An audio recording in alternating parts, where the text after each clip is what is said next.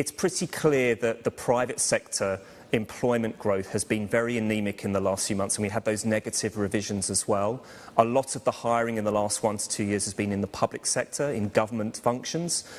Once you get over the line of the election, moving into 2025, does some of that strong spending going into government functions start to normalise?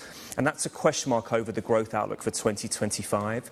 Coming back to the rate cut cycle, Powell at Jackson Hole effectively endorsed the Fed's pivot away from caring principally about inflation and making sure that any loosening or weakening of the jobs market doesn't go beyond what is entirely necessary. So effectively, they are now in growth support mode. So we do very much expect that the rate cut cycle will commence in the September meeting. One challenge, though, to current market expectations will be whether they cut beyond 75 basis points or 3 times 25 basis points over the rest of this year. The market is expecting in excess of 100.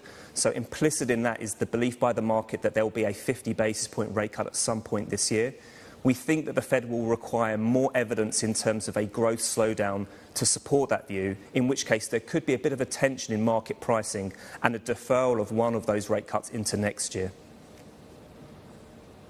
Is there any concerns about a recession? Do you think that the Fed can manage a soft landing?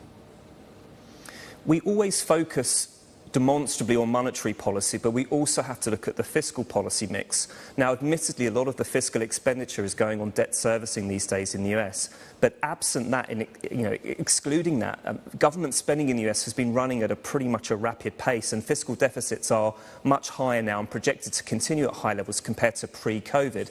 And so it's not just the Fed, which is the main policy actor trying to manage the cycle. There's also the US Treasury as well, particularly Treasury Secretary Yellen. So when you combine the fiscal and the monetary policy settings, they are both pivoting to a loose or loosening agenda, and that will help to some extent try to underpin the growth cycle and the extension of the economic cycle.